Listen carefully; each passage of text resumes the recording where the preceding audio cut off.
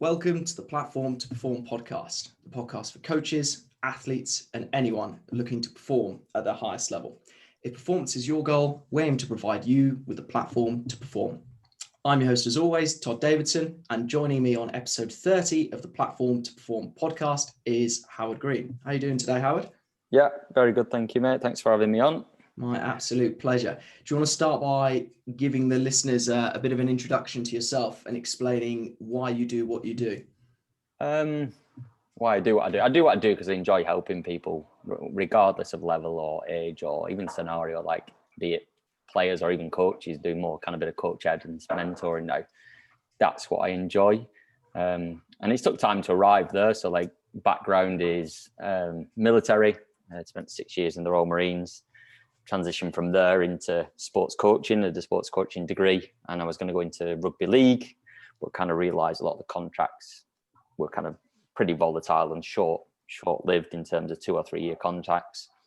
Throughout my degree, volunteered my arse off from day one, which helped develop experience, develop qualifications, which helped with applying for part-time jobs during university. But part of that, I came and did some volunteering under my cousin at Bolton Arena, and then basically just never left. It progressed from volunteering to part-time work to being offered a full-time position. This was the end of my second year. So my third year, I tailored everything towards tennis that I could, picked more high performance, like conditioning and training as modules to support that.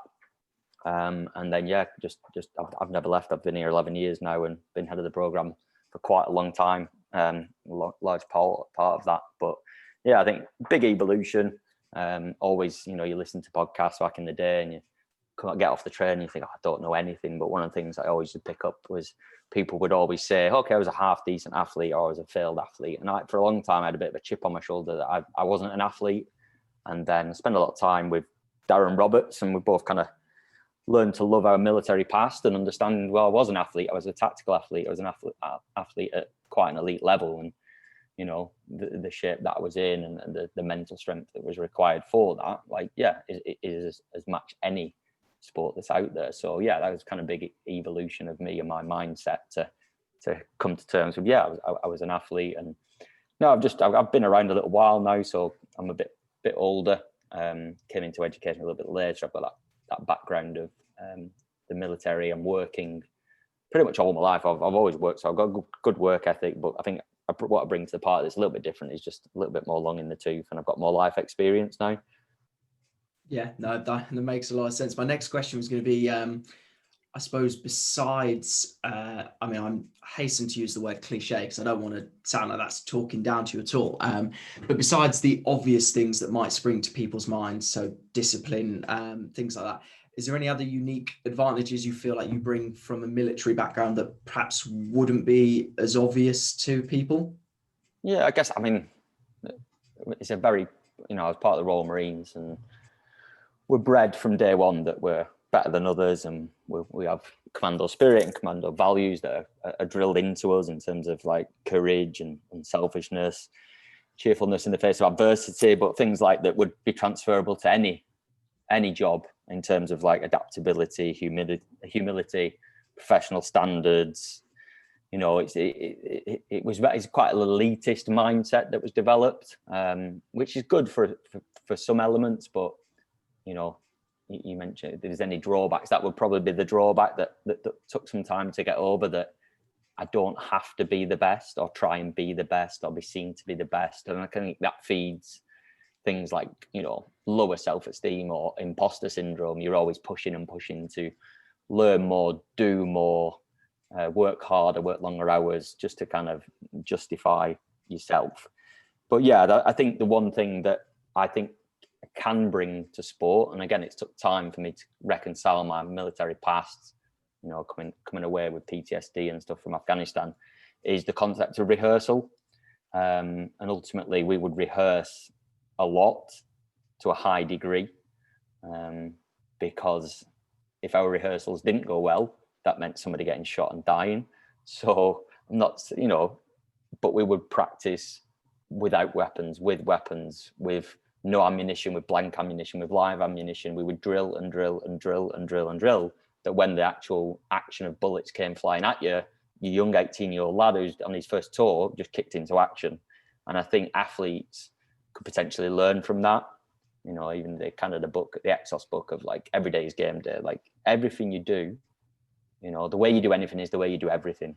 And I just don't think enough guys get that everything that they do, it can be rehearsing for match day, in terms of their discipline, in terms of their timekeeping, in terms of managing their equipment, managing their energy levels, bringing the energy, bringing the relevant mindset to each and every session. So I think that would be something I would like to open up on and start to, I guess, present on a little bit more. Whereas now it's been more kind of, I guess, training methodologies and philosophies. That would be like an additional, I guess, presentation that I'd like to put together and start to propose. I mean, I'd certainly be a very keen listener to that. I mean, I remember when I was an intern at Middlesex Cricket, and I was observing one of the coaches who he must be in his 70s, he's been there for decades. And with the first session of the year 11s, first session with 11-year-olds, he's like, who's got a water bottle? And most hands went up. He's like, whose parents have got their water bottle up in the gallows or the gallery even? And a few hands went up. And he's like, you've missed an opportunity to better yourself, to be better than your opponents. And you think a lot of people who, for example, are like, oh yeah, but kids, you know, they might not be professional cricketers. And you're like, no, you're missing the point, because this is how we make them better at life itself. It's not about necessarily getting an edge to be in the first team. It's about, well, that's your edge to, well, do better in life, to be better prepared, whether it's a job interview or whether it's, I suppose, getting in the first team in 6, 7, 8 years' time. Massively. Everyone talks about person first, player centered. Like it starts with those behaviors as a human being, in terms of just general discipline and timekeeping. And you know, I've when we're in the forces, you'd be on an exercise and they'd say you get bumped. They'd throw in like a flashbang or fire off some rounds, and you'd have to pack all your gear and move it. So you know, I'd come in and the kids' stuff's everywhere. There's stuff out of the bags, and I'll bump them. I'll go, right, move your bags. You've got quick as you can. They've got for 60 seconds, and they've got like stuff on top of their head. They've got stuff around their arms. They're dropping stuff, and I'm like, it's not acceptable. You know, a tidy tennis court is a happy tennis court. But yeah, just general training the person, training, as you say, the life skills, I think is more important than anything. You know, like even books that we've all read about the All Blacks sweeping the sheds, etc., etc. It's those general day-to-day actions and behaviours that drive performance more so than the weight that you lift or the time you sprint or the technical session either. It's just what is at the core, what is at the core of your identity will have a bigger impact, I believe, on your long-term performance and success than anything. Oh, I couldn't agree more. I mean, the other day I was training in the gym that I train in, and one of the students I teach, year 10 boy, walked in. He's like, oh, you're right, sir. And I thought, what is the one thing I can tell him that's going to make, because he mentioned it was his first day in the gym. And I thought, what's the one thing I can tell him without being overbearing, without him thinking, oh God, the teacher's watching, or, you know, just leave me alone or whatever. I thought, what's the one thing I can tell him that will set him up for, I suppose, a productive gym session and the rest of his life? And annoyingly, you always think of good ideas when you leave or when it's too late. But I thought, if I tell him one thing, put your weights back, then, you know, that's, again, people might think it's being overbearing or whatever, but it's like that in itself will then spiral into other things in a positive way. No, we would talk about leave an area looking better than when we got there. We would tidy it up. We have, you know, we've got big respect. We've got kind of high standards. If we turned up in a place as a poo tip and we left it, we wouldn't leave it that way. And people like, I've worked with Naomi Broady. She would be somebody who would pick up empty water bottles on the side of the court. Many players don't. You know, they leave the place an absolute tip, expecting somebody that works for the tournament to come and put their stuff away. But, you know, she's somebody who I would say is really good with these sort of things, to the point where I've been on court with her in a match at a Grand Slam, and the ball boy got a nosebleed. She runs over, gets the tissues out of her bag and gives her. That's just like this type of person she is. So, you know, I much prefer people with a heart like that than those that might be a little bit more ruthless, a little bit more less disciplined, would we say? Yeah, and like you said, when she retires from the game, or when anyone retires from their sport, you're still going to be a person. It's like you can't just, leave I feel like if you get to the end of this sporting career and what you say about your coaches is, they taught me, I don't know, a forehand to serve, then you think, there's loads of missed opportunities there. Like, obviously you're going to learn the technical side, but what more can you bring to the table? That's it. I mean, guy that did a presentation before recently, Mike Barrell, who was saying he's having a conversation with the parent of a 7-year-old and he's telling her he wants to be a pro tennis player. We obviously know that's like a long stretch, but Mike was like, well, what are some of the life skills that we could be teaching him? And he's like, well, what do you mean? He went, well, when he finishes being a pro, he's still going to have a job. What skills will he need for that next job? And if we start with that sort of stuff, and tennis is an unbelievable sport, or any sport really, for teaching these life skills, sportsmanship, respect for your opponent, discipline in terms of, day in, day out, doing the boring stuff that's required. There's so many things that the young people can learn from being involved with sport. 100%. One of my favorite quotes when I was with the GB boxing team, and it was a picture on the wall, and I thought it's so true, because it's almost a misconception that if athletes are elite, that they must be putting 100% effort in all the time, which for some athletes it is, whereas it's not always a given. But the quote was something along the lines of, every athlete has the will to win, not every athlete has the will to prepare. Mm-hmm. And just diving on a little bit of a tangent, a few hours ago, I was listening to an interview with David Hay talking about this weekend's boxing.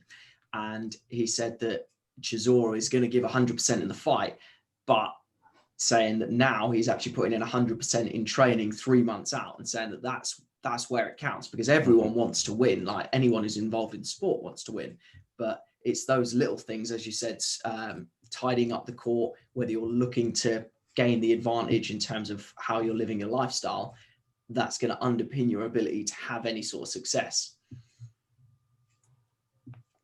Yeah, I mean, we've got an underpinning academy philosophy that we're trying to drill into the kids as much as we are, like you say, forehands, backhands, like core concepts of ownership, work ethic, no excuses, inner determination, and teamwork. The own it philosophy is where everything begins and ends at all times. So the more we can I think this is like conversation about sports psych. It's very important that it's intertwined in everything that we do, whether that's on the technical session, whether that's in my physical sessions, whether it is a sports psych led session on court or off court. Like, it's got to be intertwined. It's got to be kind of at times hidden, whether you're kind of putting it out there as a test, making sure they've got the relevant tools to deal with the situation, but looking beyond, like you say, accuracy of serves, like beyond how do they deal with tight situations in tie breaks and things like this.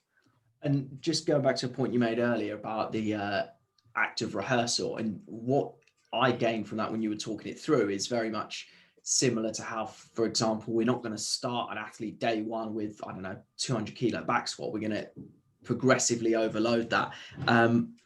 How do you go about, for example, progressively overloading or drip feeding those standards that you expect? So I imagine it might be, I'm making an assumption here, by the way, so feel free to correct me, but I imagine coming from a military background where you've had this drilled into you, it could be potentially difficult to see people who haven't been brought up with that mindset thinking, well, this is wrong, this is wrong, this is wrong, and almost thinking, where do you start? Yeah, I mean, you learn from those more experienced than yourself. And I was probably complaining about a player, and he probably said, look, Howard, you can't wear your green beret for everyone. Like, you've got to wear different hats for different people. Not everybody's at the same point. I've had a conversation with a player I'm about to start working with a bit more closely today. And I was like, what's the aspirational goal? And he said, well, to be a pro. I went, well, that's fine, but you now have to accept that and hold you to much higher standards and expect much more from you. Are you agreeing with that? He's like, yeah. As long as they can accept that. But it's taking them on a journey. It's important that they have a say. So we've recently, like over the past couple of weeks, we're going to convert the own it philosophy into what's expected within the S&C sessions as well. So, they all had opportunity to kind of put forward different examples of what exceptional behavior looks like across each of those. One of those was interesting in terms of inner determination, about always working on, working on your weaknesses. The improvements need to come from the player. And I sat down and I was like, wow. So I did some like sit down with a few of the guys individually. And I was like, right, okay, let's go through. What do you need to work on? And I knew what the answer was, because we've done some like tracking / testing throughout the half term, but never really published the results. I'm just kind of seeing where they're at to push in the next. So when it got beyond, okay, well, I understand these are my flexibility goals. You know, I need to work on this movement pattern. I need to work on, you know, my lunge. I need to work on my change of direction. When it got a little bit deeper, they were like, they got stuck, and I put a question mark on the board and I went, is that the answer? And they were like, well, yeah. And I was like, whose responsibility is that? And they went, oh, it's mine. I went, it's not, it's mine. If you're not crystal clear on your weaknesses, because this all came born of guys not putting in the required effort during warm-ups. I said, if you don't know clearly, this is my sprint time, that's my target. Howard's put a sprint in my warm-up pre-tennis. If I do that 2 to 3 times a week for the next 6 to 8 weeks, and then we retest it, there's a good chance that's going to be better. So it kind of all starts with that why have I put that set of exercise? They could understand like the mobility exercises via the kind of movement screen that we've done, but that end bit, which was like the potentiation, rather than just being a random set, they kind of linked to what they need to work on, but they just weren't clear enough on it. So they've got to be involved. You've got to get to the point where they're comfortable having conversations. And I find kind of pre-puberty, they are much more comfortable having conversations. As soon as they're in that awkward stage, yeah, you have to drag it out of them. But yeah, they've got to be involved. You've got to have these combos. You know, it's like working on a business. You can work in the business and on the business. And you obviously, more often than not, you're trying to work in the business and refine your programming and set the standards within the session. But if you were to just spend 5 to 10 minutes working on these wider behaviors and explaining the content a little bit more, and you're going to, over a long term, you're going to see much more benefits than just kind of some sessions like, you know, like high tempos. If I've got a large group, say 15 or 16, I'm much more dictatorial in that session, because yeah, you've just got to keep them on the short leash, otherwise they're going to mess about. You know, you're like, right, you know, you put the work in, I'll give you 10, 15 minutes of football, but you've got to put the effort in first. And you get caught in a trap of just getting the work done, and you're not really spending the time to explain why those exercises are in there, or why you expect certain elements of work ethic in this drill. So that's definitely something I try to do a lot more than I used to. That feeds quite nicely into my next question in terms of you said getting caught in a trap of getting work done. So when you presented at the Charter Champion Conference in 2019, one of the things that I was fascinated by and would like you to elaborate on is that you said you disagreed with the youth physical development model in the respect of, if you've looked at the papers, it argues for a less structured approach to training younger athletes. And you actually argued that you need to be better at putting the structure in when you're coaching younger athletes versus adult athletes. Do you want to just elaborate on what you meant by that? Yeah, I guess it was just like hiding the work. You know, when you first start off, you kind of, you understand programming, and you kind of understand what exercises does what. And, you know, like this term across the board, from my tots through to the guys who are under 18s, I'm using game-based stuff much, much more, but I know precisely what I'm trying to get out of it. Whereas when you're at a younger stage, you just, you know, as a coach, I mean, less experienced, you deliver sessions, you deliver exercises, you know, you don't deeply understand how this one connects to the next. So it wasn't so much that, you know, you go in with this really highly programmed session. It doesn't look programmed, but underneath it is.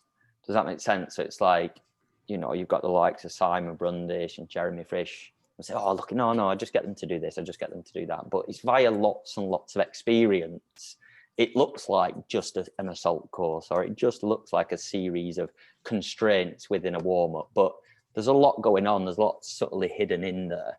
And I think, yeah, the more experienced you become, you can use these game-based approaches. You can better hide work. You can better tease them along a trail of discovery to get the end product that you want, without, like I say, being massively dictatorial in that scenario. But I do think it requires a good think about it, you don't have to have been doing it 10, 15 years, but just spend a bit of time that it isn't just aimless activity. You have got something productive going behind that, and there is some context behind what you're delivering, even if it is a session with balloons.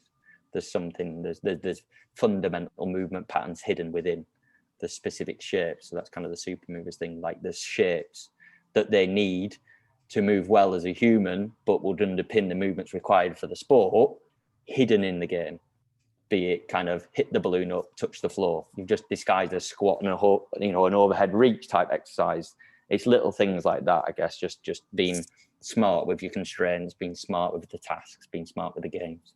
Yeah, and it's definitely something I'm looking forward to getting better as a PE teacher, especially when you've got mixed ability groups, because I think that, and I've spoken at length with other podcast guests about the sport model. If we get into lazy coaching, where it's like, right, split into teams, and the kids who haven't got the movement skills, one, they get found out, or two, they just shy away, and conditioning the game where that lower ability pupil improves at the same rate as the higher ability pupil, but actually they don't realize why you've conditioned certain people in certain ways to do that subtly without the kids being like, oh, he's doing this because he's rubbish, sir. Like that's a real art in itself. And with your Supermovers stuff, in terms of the thinking behind the progressions and the regressions for that, from what I've seen online, it's more coordinated based. Would that be true to say? It's in there. It's an important element. So like the SMASH stands for strength, movement, agility, stability, and then honing coordination skills. And then with each element, we're trying to work on specific things. So we're like, with the strength, we're trying to work on like strong tennis shapes that underpin all movement. The movement drills, we're working on spatial awareness so they can read and track their opponents better. The agility work, we're working at moving speed and intensity so that we can reach balls in all directions. Stability is both dynamic and static balance, so we can deal with balls of varying difficulty, either close or far. And then the honing coordination skills, that's what kind of, we've got the kind of the RB radio stuff in. And by that point, there'll be a ball involved. So let's take an example of a honing coordination drill would be a multi-directional feed. Self feed, so I just throw the ball in front of me, I run, and then I catch the ball. So this is what we're talking about, this subtly hidden work. Well, straight away in that, I've got some acceleration, deceleration. If they're arriving in a non-balanced position, maybe kind of some form of split stance, but it's unstable, as a corrective, you're going to bring in the shape of the squat that you've done in the strength component. So I guess as you move through the SMASH, so we've got kind of, we're moving different directions. There's three directions: forward and back, side, multi-directional. If by the time you get to the coordination component, the movement is breaking down, you have already within that warm-up session rehearsed the corrective shape. Does that make sense? So you only need to go, well, do you know we did that start and stop exercise? That's what I'm looking for you to do. Move quickly to the ball and then stop. What shape do you need to make when you stop? You know, we did it in the first section, in the strength section. Right, yeah, a squat. Okay, so that's what I want to see now. I want to see when you move forward, use that elements of deceleration, shortening your stride and sitting your butt down, and then arrive in a nice strong squat position. So you've got these ways to correct what's going on. So imagine it like a flow chart. So at the top, there's your coordination exercise. And then, you know, you put out flow charts all the time. You know, is the player arriving in a balanced position? No. Are they decelerating well enough? Yes or no? Well, they could be yes, but they're trying to catch it in a lunge shape. So the back knee's moving or the front foot's unstable. Okay, corrective might be try and get them to catch in a two-handed position in a squat shape, and that should then tidy up that instability. So the whole point is kind of giving coaches a pre-planned what we'll get in the tennis coaches to deliver as a warm-up, but also they've got the tools to fix it if it's broken down in any way. And ultimately the shapes, the movement patterns are what they're about to do when they start striking a ball. But as you say, a more sport-driven kind of model, most of the kids now don't move very well in a very general sense, all the way down to balancing on one leg. You know, so how are they expecting them to dynamically hit that serve, land on one leg, push back, or do a hop step? You know, Kelvin Giles was brought in with the LTA to bring in the physical competency assessments. And players, you know, and coaches took time to understand why you might assess a hop and hold. No, she'd be fine. She hop steps on the court, but then you break that movement down into a more closed environment, and it isn't competent. You know, there's knee valgus, etc.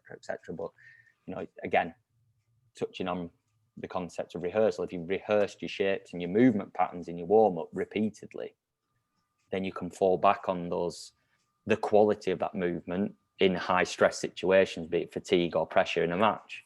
So that's kind of the major concept, is you can always rehearse and come back to these shapes that need fixing, because the coach is amazing at kind of looking at the hands and looking at the racket work, but often it could be the body work and the footwork that's actually the issue.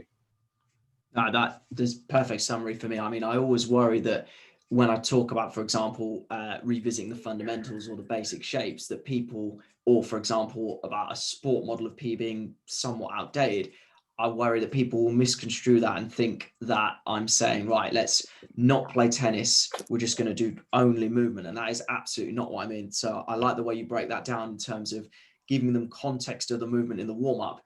And then, as you said, continuing to do their sport stuff, but it's just going to supplement those shapes over time.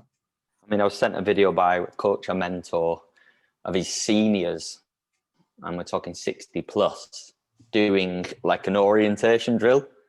Supermovers, well, proves it can be used by anyone. I was like, this is awesome. I said, oh, please ask them if I can use it. They were like, definitely not. So I was a bit gutted with that. But yeah, like everybody can improve the movement. Everybody, like, usually in terms of that physical aspect, I mean, tennis is up there with probably one of the most dynamic sports ever.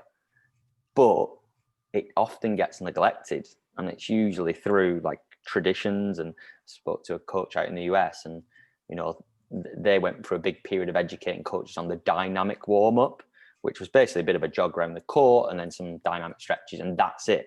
And you're like, wow. And he said that it's just so ingrained in them now. So I do a lot of like sneaky like questioning in tennis groups and stuff like that to learn what language to use with them and stuff. So I was like, I once posed the question, do you ever struggle to like plan, structure, write and deliver warm-ups? And I actually had somebody took the time out of the day to just write no. That was it. And I was like, wow. And then I go, okay, so that's great. You know, what does your warm-ups look like? And it's genuinely like a jog around the court, static stretching, and then we're in. So, you know, athlete development, be it delivered in a 12 to 15 minute warm-up, you know, that's accumulative across the week, across the month, across the year and years. So that's the whole goal of it, really, is just to drive athlete development across tennis. Makes a lot of sense. And you mentioned earlier, just as you were speaking there, your model for coordination. Before we dive into that, in fact, that might even be your answer to this question, I'm not sure. But how do you define coordination? Okay, so fancy one off John Kiley. Coordination is when the central nervous system organizes the body to satisfactorily solve a movement problem for the least uptake of resources. So I was like, wow, because he's done a lot of study, like he's done a lot. And he, you know, on a podcast that he did, he rattled through several kind of quotes or terminologies, and they're all a bit vague. But my interpretation of that is kind of the athlete needs to most effectively and efficiently create an answer to a movement puzzle set by either the environment or the opponent. So it's just, that's it. You know, it's got to be the least uptake of resources. They've got to be efficient more than anything. So George St. Pierre, I've got into my UFC over lockdown, and he's being interviewed, I think, by Joe Rogan. S&C came up, and he's like, "Meh, don't really do it." He's like, "What do you mean?" He went, "Well, why is smashing myself on an assault bike going to make me better in the ring?" Or the octagon. He's like, "Well, fair one." And he's like, "What about like strength work?" He went, "Oh, I do it so I look better, so I'm more marketable." And he's like, "You do your strength work?" And he went, "Yeah, you know, better pecs, I look better in there." And I don't know if you've ever seen it. It's on one of the Contender series. He brings this French guy in.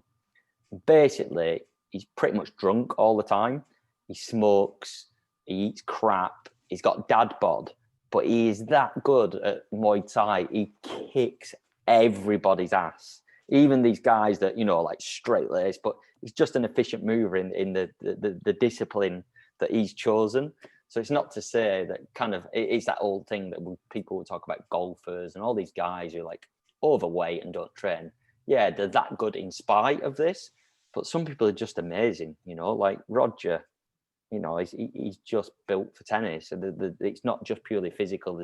I think there's something going on with his eyes. We're all kind of got certain dominance with eyes, where I believe he has pretty much equal out of both eyes. So that's why he's so good on the backhand, because he sees it as well as he does on the forehand. But yeah, that's it really. You know, efficient and effective.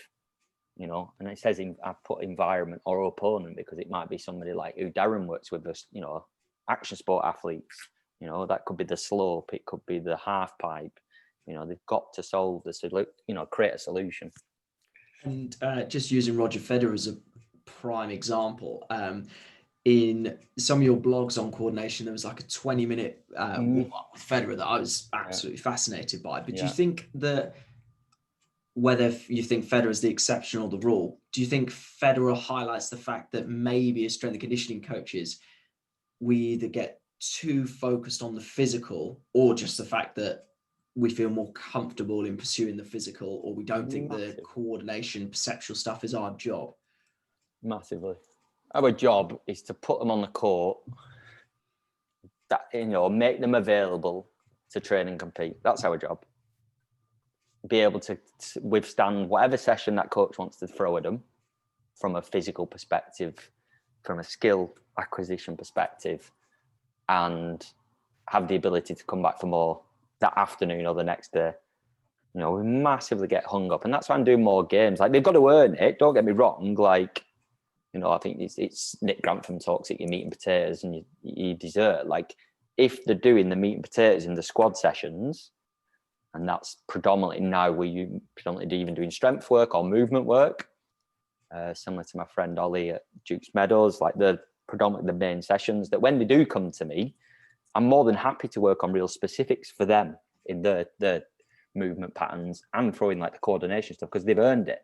So I'm not saying we just throw everything, the baby out the bathwater, and now just start hitting fluff balls. But it's also a fun way to break up a session, even with pro athletes like a girl, Sasha Vickers. We do some trap bar and then we go in the studios, hit a ball around, okay, back on the bar. You know, you've got to make it fun for them. They've got to do this stuff day in, day out for the rest of their life if they're going to be a pro athlete. You know, having some fun is totally fine. Totally fine. And even more so if you're subtly disguising some work in there as well. Oh yeah, absolutely. That's something I mentioned on yesterday's podcast about striking the balance between fun and productive fun. And with your RB radio for breaking down coordination, I think there's no reason why you couldn't do something productive that might look a little bit like play. I have interest when you're doing, I suppose, a needs analysis of an athlete's coordination. I've had it plenty of times where I've delivered a PE lesson and somebody can't do a basic skill, like, I don't know, throwing, catching. And I'm trying to work out on what level of coordination is it breaking down. Like you just mentioned there about Roger Federer, you think he may well be so good at coordination, not necessarily because his limbs move faster than everyone else, but because he sees the play or he perceives the play that much quicker. Do you have any sort of framework for breaking down what level of coordination athlete might be struggling with, or do you just try and make sure that you've exposed them to the different stimuli that make up coordination? Yeah, I mean, a lot of this, like, so the RB radio, that stands for rhythm, balance, reaction, adaptability, interoperability, differentiation, and orientation. So you're going to be working on this stuff anyway. But let's take orientation, for example. So that might be somebody moving forward, dealing with a drop shot, and then the opponent lobs them. Well, then they've got to orientate the body in space, adjust the body, deal with now a ball that was low down below the waist, and now it's going to be above the head. So that's an orientation drill. Balance is something that we all understand is really important, statically or dynamically, especially when the guys are growing. It's forever going to go out of kilter. Rhythm can be disguised into skipping activities, quite like using a metronome. So you might have a player who's great at the fast-paced stuff, but can't slow things down and use their hands. So the other day I had a kid, and yeah, we're just volleying against the wall with a sponge ball, and I was just manipulating the metronome to deal. Could he solve the movement puzzle? So if it was very slow, then he's having to loop the ball and get it to go off the wall. So again, you're just trying to create these problem solvers. We do, like when we do more of a high-end physio screening called the performance matrix, that looks at the body under two conditions of high threshold in terms of strength and speed, and then low threshold in terms of joint alignment and coordination. So I always think of it as like, is it the Veruvian man? So yeah, if you think of like a sphere, and you know, when you put your arm above your head, you hitch the shoulder and you tilt and wing the scap. Okay, you now no longer own that huge kind of part of that sphere. So now when you kind of you end up having to deal with a high ball, you know, you're going to always struggle with that from a coordinative standpoint, and more than likely that's going to cause a lot of stress through that joint. So again, they're no longer now being effective or efficient. Similarly, if they've got issues around low back pelvis in a low threshold environment, you know, our players need to be able to align rib cage and pelvis to act, you know, efficiently, be able to rotate the thoracic and internally rotate the arm. If they've not,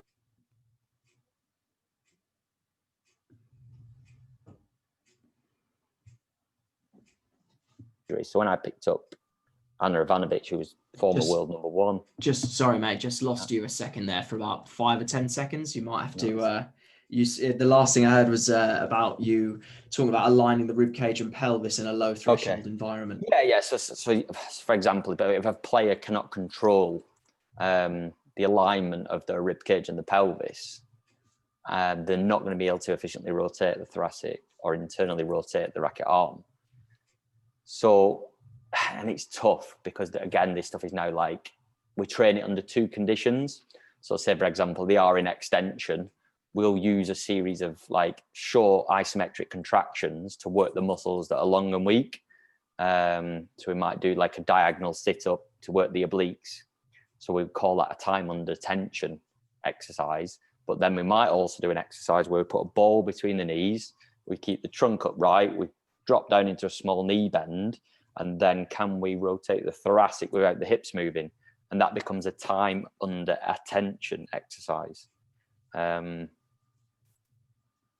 without that ability to have the physical component and then be able to do it consciously, there's a good chance, again, in a high stress environment, competitive environment, under fatigue, it's going to break down and then lead to either losing the match or an injury. So that's like the high end, if we're going to like talk about an assessment, because that's totally repeatable.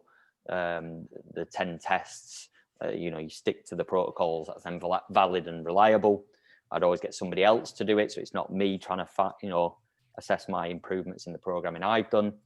And then there's other stuff out there. You can go kind of quite generic and create a circuit. You know, it might be bounce the ball here, balance along the beam, but there's stuff like there's a German one out there that uses specific exercises, jumping and hopping. I'll find it for you. I did have it written down, so because I knew you might ask me. It is. Tried it down because I knew you got high success. Number 8. Yeah, sorry, is the. Absolutely shanked this, and okay, so it's the. I'm not even going to try and pronounce it. It's the KFK assessment, developed back in 1974. Some of the exercises that you would do, you'd walk backwards along a beam in decreasing widths from 6 centimeters through down to 3. You'd do 2-legged jumping from side to side for 15 seconds, like the old speed bounce. Moving sideways on some wooden boards for 20 seconds, and then hopping for height with one leg over basically a foam obstacle, and the increase in height would keep going up in 5 centimeters until you can't do it. So that's, again, much more objective kind of set of tasks that you could create.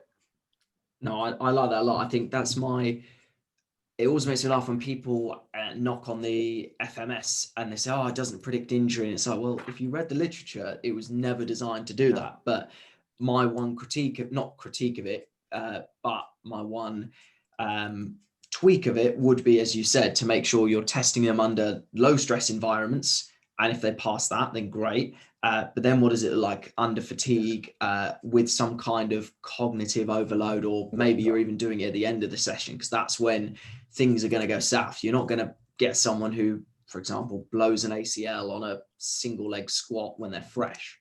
Yeah. And that's it. And that in a nutshell is coordination training, in my opinion, is, you know, in your scenario of a PE lesson, you'd probably have to write a session plan, and then we might go, right, by the end of the session, all athletes will be able to do this. Some will be able to do this added progression, and then a few will be able to do the second stage. So then we're developing that everybody's succeeding, everybody's, you know, being stretched to the right level.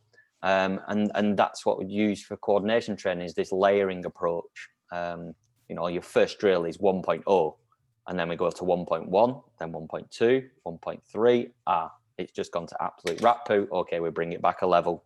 And that's coordination training in a nutshell, because like you say, you're just increasing the cognitive challenge, but at its core, it can't be a circus drill. It might look like one, but if you can answer 5 times why you're doing that drill and why, you know, this for this athlete at this time in this session, that's appropriate, then that's justifying and bringing context. It's not just something you've picked up on YouTube or Instagram, which unfortunately does happen. And the issue becomes, you know, a coach, and you see it all the time, they start with the drill, somebody doesn't get it, and the coach goes one of 2 ways. They either go really dictatorial and start being a bit of an arse because they know they don't really know the coaching points, or, oh, I can't believe you can't do this, watch I can do it. That's not good coaching, you know. Or they haven't got that skill to regress, progress, or lateralize. Like, okay, it's very similar, but you're going to do it like this. Or, do you know what, that's amazing. And that's what we tend to do. Like you say, you've got to put that cognitive load. Is right, okay, everyone's had a practice, ready, first to 10, go, boom. That's when the mistakes happen. Fine, because that's what's going to happen when you start competing. So if you can now execute that task, and I showed you a little video before of a girl doing so many skips, so many little foot taps on a ball into some bounce downs. The video doesn't show that she kept making mistakes and the ball kept coming off the circle. She had to keep it on.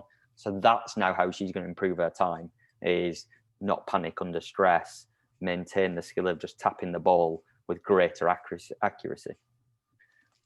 Yeah, no, as I said, those tasks you showed me offline, I was very intrigued by. And as you said, it's also nice to go one level deeper and think, not just, oh, this looks cool, I'll do this. Because if you've ever done that with a group of 20 to 30 kids, as you said, you're going to get that variability where some kids are finding it too easy, some kids find it too hard.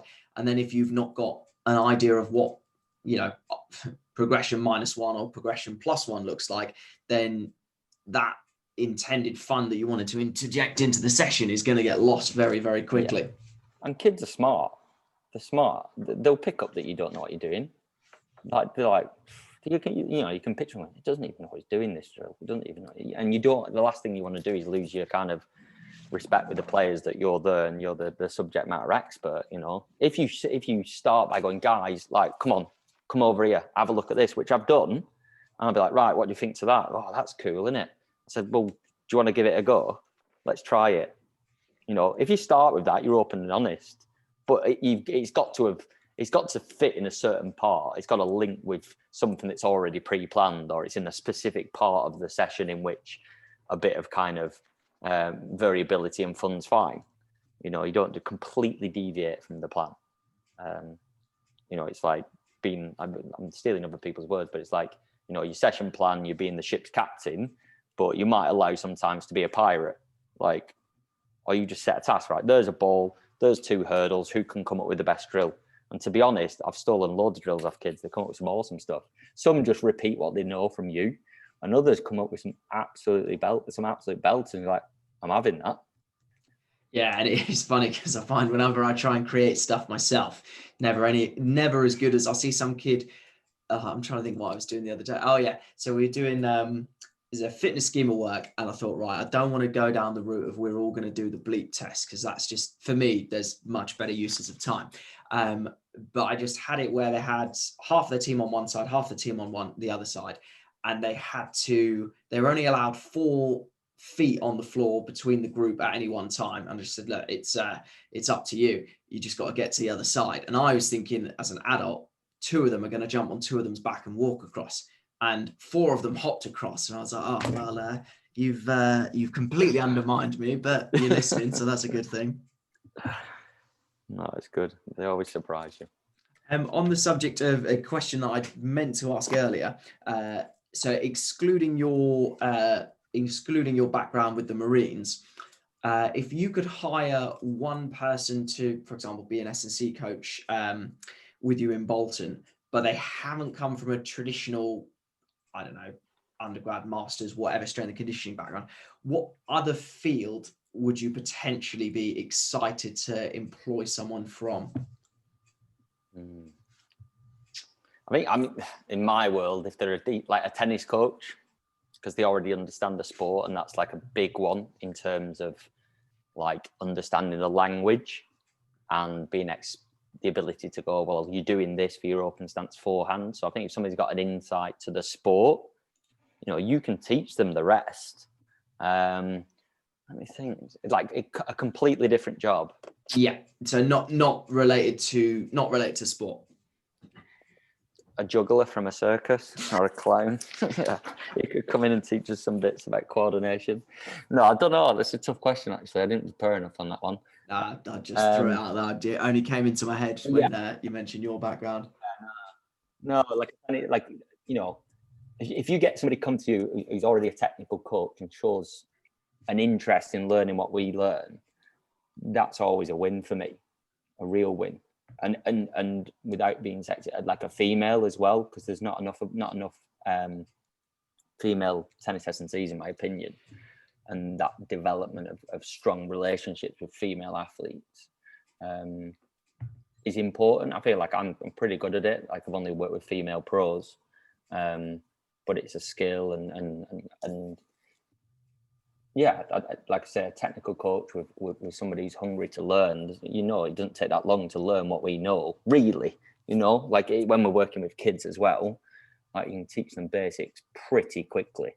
But they can. You could do what we're doing with Supermovers. Is like, I would start with, right, we're doing the basic movement patterns, and they'll go, all right, yeah, what you could do now is do it like this, or you could say to the kids, oh, that's going to be like this scenario in a match. I was going to be. I was going to work on the ACE program, which was like the old apprenticeship, and I was going to be an assessor on that, but I just didn't have enough stories and analogies to bring it to life to them.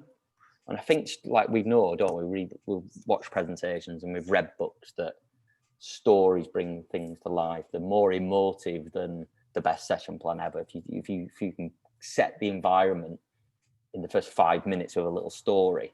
And we were taught in the Marines to do that, even when we were teaching something then. You always started with a story of being on an exercise or being on operations. And I think that's probably something I definitely don't do enough of. And every now and then I think, no, I should do more of that. So like in the gym now, I've had T-shirts hung up in the store cupboard from people being at American universities for a number of years. I finally put them on the wall because it's aspirational for the kids. And then I've put up all my lanyards from Grand Slams. That I was so driven to achieve that, and they've just been sat in a shoebox on top of my cupboard. And I was like, no, like that's good for the kids to see it. Like that's what you can achieve. I've literally got a notebook that says BITB on it, B in the box on a page, and I do like a mind map of all the ways I could do it. And then literally 5 pages later, the next mind map just says Ivanovic in the middle. So I don't know if you've read The Secret, but it's the person who's willing to say it out loud and believe it and work, put the work in. So that's the other things I wrote was like, Grant Jenkins on Twitter is putting a lot of stuff out there at the minute around, qualifications do not differentiate you at all. Your experience does. And it links to your questions. Somebody doesn't have to have come from an S&C background. They might be, late 30s, early 40s. They've got a lot of life skill. They've got a lot of cross-pollination skills that they could bring into it. They can learn anatomy and physiology, but you cannot learn experience. And it could be any experience, but my frustrations with the youth of today and people coming to me for the last module in year 3 of an S&C degree on, can I come to do my volunteering? Oh, right. When do you finish your degree? Oh, no, this is the last thing I need to do. I'm like, you muppet, it should have been the first thing you did. And people are just not willing to work. Like, literally, I've worked since I was 12. I had 2 jobs when I was 12. I've just worked. I like spending money most. That's why. But like, I've always worked. And anybody, my coach said to me, all you can ever do is deliver the best session you can for the person in front of you for that hour. But I live and breathe that. I try and work my arse off in everything that I do, that it's a good enough level, that eventually it doesn't go unnoticed. Everyone's moaning that jobs go to people that the people already know. Well, they've probably put a shift in. They've probably been volunteering, or somebody told them they're an unbelievable volunteer. I've not been wowed that many times in the people that we've had. I've had a couple. The guy we just had on, I just had a master's in nutrition. He was unbelievable. But yeah, the guys that come, they come and volunteer, or they want to come and shadow, and they haven't even got a notebook in their hand. I'm like, what are you doing? Like, what questions do you want to ask me now after that session? Oh no, I just wanted to watch. And you're like, just people are not willing to graft anymore.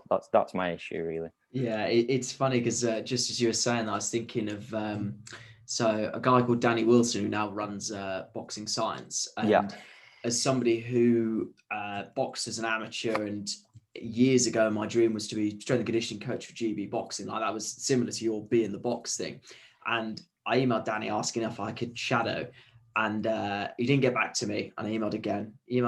Anyway, ended up doing some testing. Someone put on a Facebook thing, is anybody willing to come up to Sheffield to do some testing? So I was like, yeah, too right, I will.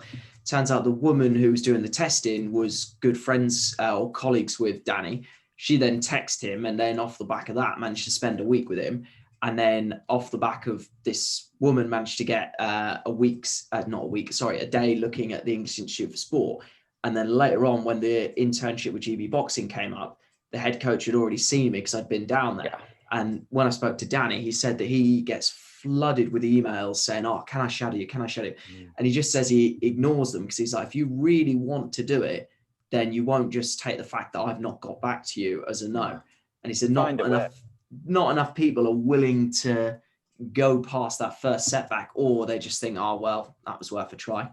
I was 27-year-old and getting on buses to go and volunteer in Preston on a sports day, literally a PE sports day. I'd do anything. I was coming to the arena to work for free, and it got to the point where I was that poor, I had to turn up at the train station with a bag of change. I was like, this is not good.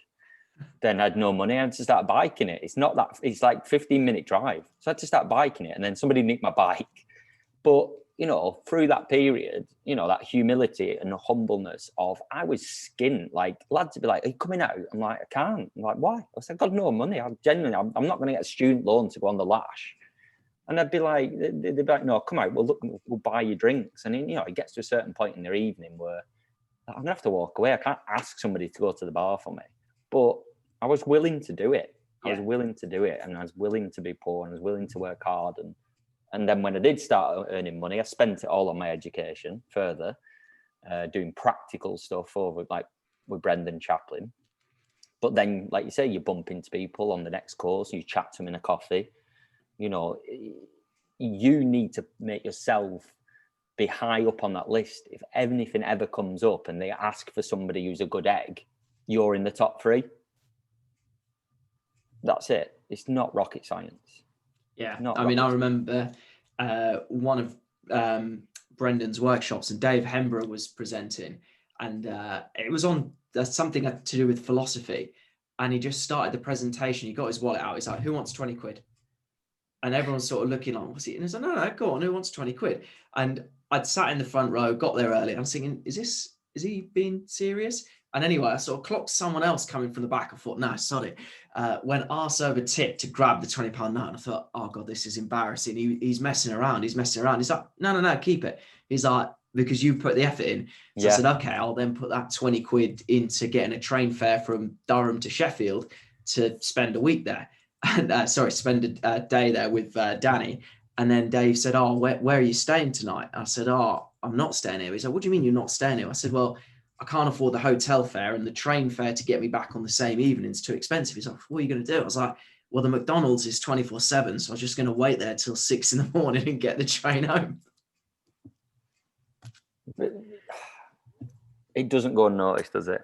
No. You know, that's a good story. As I said, I'm just, I don't know whether I was more embarrassed or what, but if he'd have said, oh, I'm only joking, I probably would have died inside. Just in wrapping up, I've only got a couple of questions left. So we kind of alluded to watching other coaches do their work. So you got a chance to spend time with Benny Linder, and I read about it on one of your blogs. Do you just want to talk through the process of getting that opportunity and what you learned from that? I emailed, I asked. I think a lot of people do go. So he didn't roll the red carpet out for me. He didn't come out for dinner with me at all. But I just emailed. I'd seen some of his stuff on like Tennis Eye Coach, a few different presentations. Effectively, the Swiss system is written by Federer's trainer, Pierre Paganini. So the methodology, the thought processes, the philosophies, everything, it's from Pierre. So I was like, this is good stuff. So I was just like, yeah, can I come? And then just put my hand in my pocket. Switzerland is not cheap, but got on a flight, got there, stayed over. I was there for quite a few days, actually. He let me have time with him on the court, in the gym, a little bit at lunch, and then he let me speak to his number two, Christoph. So I just absolutely hammered him for about 2 hours and asked loads of questions, and then just came back and applied what I learned. And one of my probably really good mates, who's the tennis coach down in Bournemouth, Shane, he saw me deliver a warm-up with this gear as well. So I brought this little Indiaka. It's like a shuttlecock. And there's an actual sport like volleyball, but there's like a play one that's made out of foam. So I had that. So the warm-ups that I was doing at this tournament were kind of a combination of these different skills. So I'd like hit this thing, so like they were volleying, and I would put it in my pocket, and then I'd throw a med ball at them. And he just came on and he was like, our guys are good, like our is like good, but that's just like next level stuff. And I just nicked it all from Benny, but Benny's very good at what he does. And the person who taught Benny taught Federer. So Federer moves all right. So yeah, I just kind of went and just spent the time there, just asked. Like I say, I think it was the norm for people to go and look. And I just went out there, I think maybe 3 or 4 days, but yeah, just willingness to put my hand in my pocket and go and spend time with the best. And just, it was nice that he said, yeah, I could go. So he and I talk pretty regular and stuff now. So yeah, it's just, like you say, you might have to knock in quite a few emails. You might have to ask a favor of somebody that knows them, or it might just happen by chance. But, you know, you push hard enough and you ask nicely enough, you know, like Keir always says, you can't just kind of ask for, it can't be a one-way thing. You know, if you can give a reason as to why it might be beneficial for the person that you want to go and visit, as to why you should let you come. It's always worth putting stuff in like that. But yeah, like growing your network is something I've done since day one. Like, I'm pretty cheeky. I'll just speak to people, and you know, I feel like I've got a massive network. Like, if I ever needed a job or I needed to speak to somebody that I don't know, I've got enough people who are well renowned enough that I could ask and just say, look, any chance? And they'd probably pass on my details or whatever. So like, growing your network, and that Never Eat Alone, the book, like that's as important as anything. Your network's the ones that are going to get you connections. They're going to be the ones that get you your next job, really. Not your CV, not your master's degree that everybody else has got, and you've never left school because you've done primary school, secondary school, college, uni, and a master's, and never worked yet. Like, not interested. I was shoveling concrete when I was 16. Like, I'd take somebody who's got that life experience over other people. Absolutely. And if you, I mean, Benny aside, a question that I ask all the guests is if they could observe one coach working with their athletes, who would they observe and why? Coach John Wooden, I've gone with. Just because he like took care of the basics, like he would literally spend a session teaching the guys how to look after their feet, how to put their socks on correctly, because you could be the star player and you've tanked on kind of putting clean socks on, you get a really bad blister and then you can't play in the final. He took care of the finer stuff, but even more importantly in that, he has a pyramid of success. I don't know if you've seen that. No, I He's haven't. a religious guy as well. But like across the bottom of the pyramid is industriousness, friendship, loyalty, cooperation, enthusiasm. At the top is competitive greatness, but as we've talked earlier, it's competitive greatness is built on a lot of kind of behaviors and values and beliefs first. So I think he was somebody who worked with the person as much as he would the athlete, and he was somebody who went into coaching late. I think he was a teacher for a long time, so he understood teaching and the value of stories and how to get your message across, how to speak, pull this guy to one side to get what you want, or you've got to speak to that guy in the group because he needs that bit of pressure.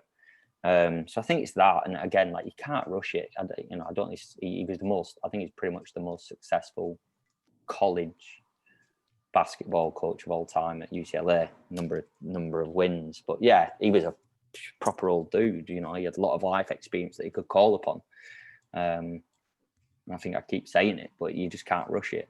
You'll become the coach you want to be in 10 years. It just takes that amount of time to deliver great sessions, terrible sessions, awesome programs, injure people, upset people, get sacked off players, get jobs you never thought you would get. Yeah, it just takes that time. It really does. It really does. I mean, to be fair, that's as good an answer to my next question as I might get. So you feel free to leave it at that if you want. Yeah. But my penultimate question was just going to be, if you could give one key take home for the listeners, what would it be? Work your ass off. That's it. Work your ass off. Like, don't kill yourself either. It's a job. Yeah, this kind of badge of honor of literally killing yourself it's not sustainable. I've burnt out more than once. Had a job that I believe was my dream job and turned out not to be, and it was struggle to deal with. But yeah, like it changed. I've got a daughter now. She's over two now. And when you're youngest and you're your hungriest and you can push yourself really hard and recover well, a bit like when I did CrossFit, like I probably don't think I could cope with what I used to do physically then, but whilst you've got the energy, whilst you've not got the responsibilities of a child, just work your ass off. Be smart about it. Don't kill yourself, but it doesn't go unnoticed.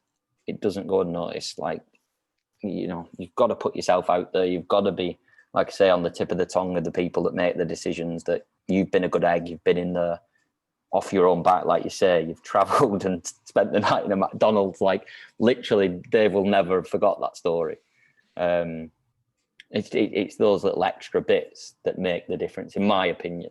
But I just, all this stuff about paid internships, unpaid internships, all this sort of stuff, it's just, for me, I don't know if it's like, I take back to a sense of entitlement. I volunteered like extensively for 2 years. And like I say, I had to start cycling because I had no money left to come and work for free. So it's that work ethic really that underpins everything else. Well, I said to Tim Stevenson yesterday off air that I think it's so easy to listen to the majority of voices of social media, like using internships as an example. So I paid to do an internship with Durham University and had to dig into my savings from being a lifeguard and working 60-hour weeks in the summer. So I had to pay to relocate, I had to pay for the internship. And like, I know a lot of people listening to this would be like, you paid to do an internship, but there was CPD in with it. There was 30 different sports. And having just left uni, I didn't think that I had the right to be, I mean, even if they said it was paid, at that stage in my career with the skill set I had, I'd be like, what on earth am I getting paid for?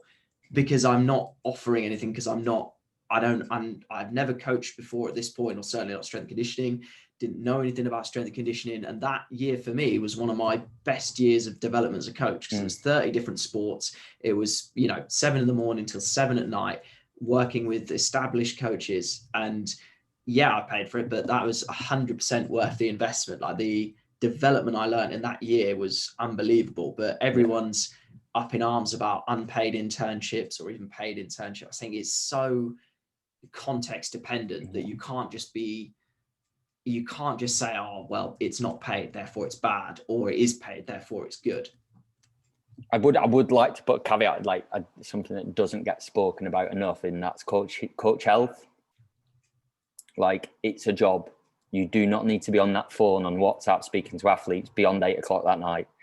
Unless you've got a session with them at 7 a.m, you don't need to speak to them. Yeah. You don't need to be have constant connectivity. You don't need to be emailing on the weekends. You've got to set boundaries, because, Darren Roberts used to we would do these performance forums, and we put on about specificity of training, busy, sports psychology, busy, other topics, busy, coach health. Not hardly anybody came. Yeah, it's the most important one. I've already talked about burnout, but at the end of the day, practice what you preach. You speak to your athletes about sleep, nutrition, and training. You've got to do it as well. And I think that's kind of what Grant Jenkins getting at. Like, you've got to live and breathe what you're teaching them, because if they see you shattered and, like you say, working every hour and you can get hold of them at any time, you're not walking the walk. So you've got to look after yourself, because at the end of the day, athletes are ruthless.